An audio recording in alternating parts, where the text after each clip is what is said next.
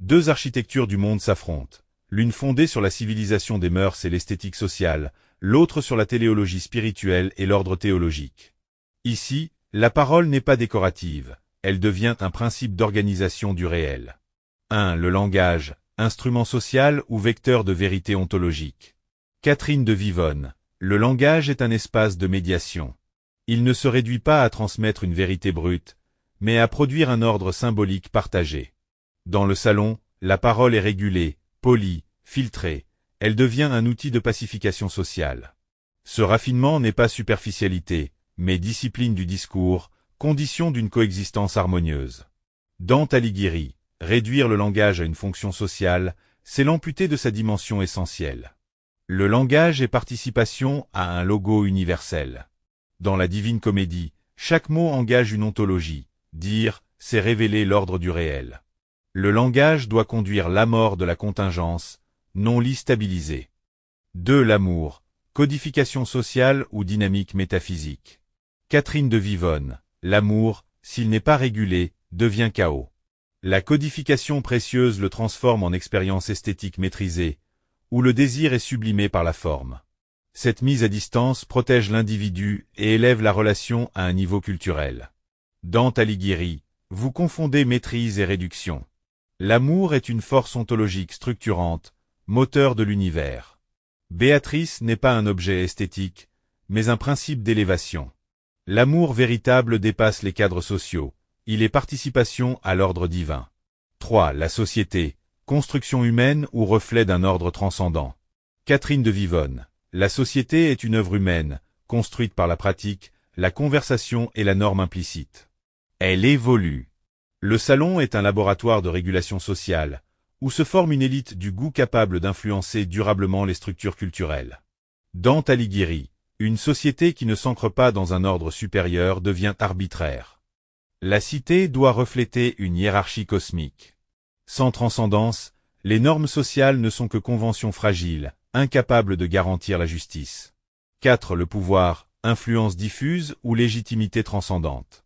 Catherine de Vivonne. Le pouvoir le plus efficace est invisible. Il réside dans la capacité à façonner les sensibilités. L'influence culturelle précède et dépasse le pouvoir politique. Le salon crée une hégémonie douce, sans coercition. Dante Alighieri. L'influence sans fondement moral peut devenir manipulation. Le pouvoir doit être orienté vers le bien objectif. Il ne s'agit pas d'influencer, mais de gouverner selon une justice transcendante. 5. La beauté, construction esthétique ou manifestation du divin. Catherine de Vivonne. La beauté est une élaboration culturelle. Elle naît de la stylisation, du goût, de la capacité à transformer le brut en raffiné. Elle est profondément liée au regard social.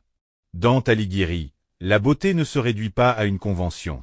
Elle est épiphanie du divin dans le sensible. Ce que vous appelez raffinement n'est qu'un voile si la beauté ne renvoie pas à une vérité supérieure. 6. La condition humaine, perfectibilité sociale ou drame métaphysique. Catherine de Vivonne. Elle est perfectible par l'éducation et les institutions culturelles. Il n'est pas condamné, mais modelable. La civilité est une conquête.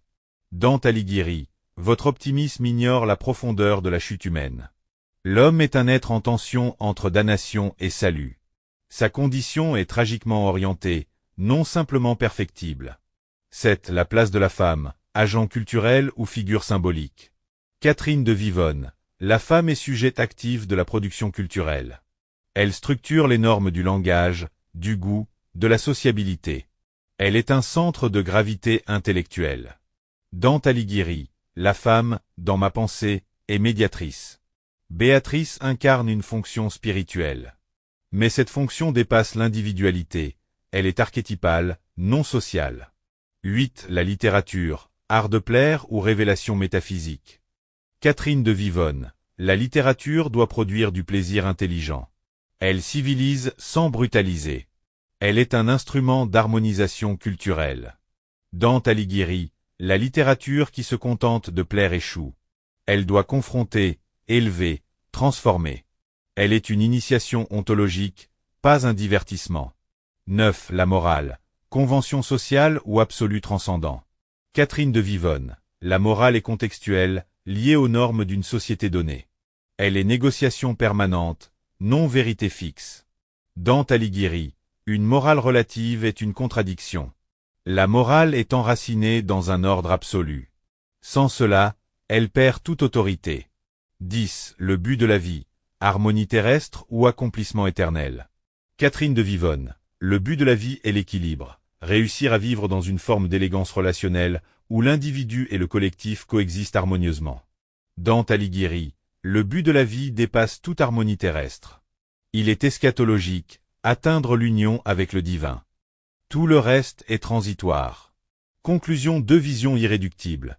Une anthropologie de la culture et du raffinement social, une métaphysique du salut et de la transcendance, l'une façonne le monde visible. L'autre prétend en révéler la vérité ultime. A Théoïde joué qui a dominé ce débat? Catherine de Vivonne ou Dante Alighieri?